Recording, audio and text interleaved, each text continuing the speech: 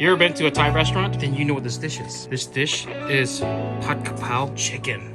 Let's get started. 1 tablespoon oyster sauce, 1 tablespoon soy sauce, 2 teaspoon fish sauce, 1.5 teaspoon dark soy sauce, 2 tablespoons of water, 2 teaspoons sugar, and mix. Set your sauce to the side. Let's cut up some chili peppers and some garlic. Crush it with your palm. If that doesn't work, take your knife, flatten it, smash it. Smash. Throw your garlic into the mortar, or at least try to. Remove the stem. You can throw this right into the mortar. If you don't have a mortar, you can just chop it up really thinly, like this. That's still good enough. Slice some shallots. Shallot peeled. Slice it real thin.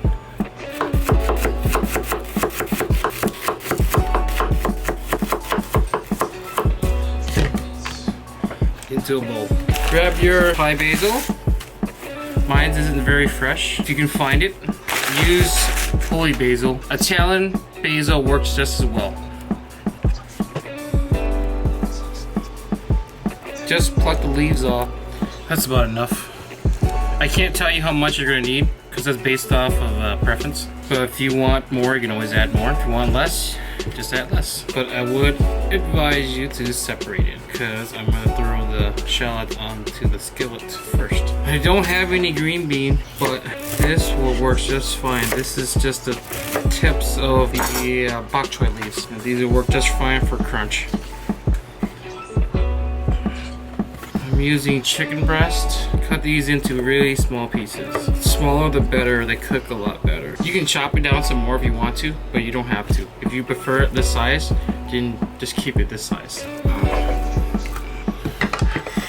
Probably about a pound's worth of minced chicken. This is chicken breast. You can use chicken thigh as well. So this is our garlic and chili. We're gonna be smashing this so that we can release the oils and the garlic and the chilies. Okay, hopefully you can see that. We're gonna smash it. Let me show you the result that we got and what you should probably have if you were to smash it. If you don't smash, it's not a big deal. Okay, let's cook. About a tablespoon of oil. Those shallots can go right in. Chilies and garlic goes in. Okay, we're gonna stir this around. Everything's gonna start smelling really good. Garlic, the chilies, and the shallots. I just want to cook this until it actually just gets a little softer. The bite from the shallots and the garlic goes away. Okay, chicken goes in. Quite a bit of chicken.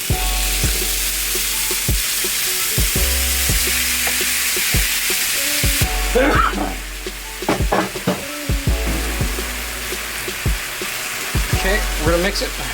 This part you don't have to do, but I like to add a little bit of garlic powder because it gives it more of that garlicky taste to it. I just kind of put it on like that. I'd say that's about a tablespoon maybe.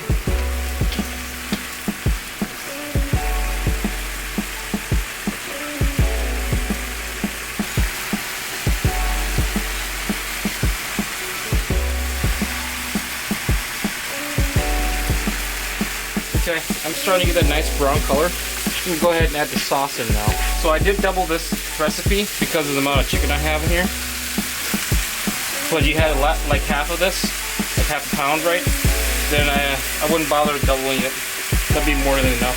I'm gonna cook this and reduce it.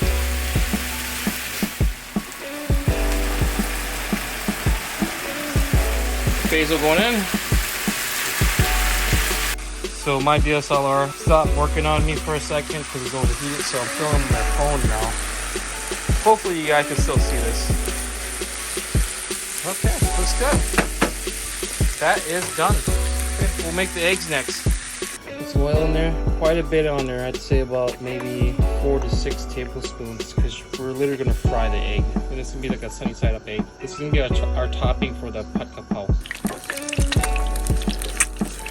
Do your best to brush the oil on top of it. I still kind of want the egg a little runny. I'm gonna show you guys how to plate this, okay?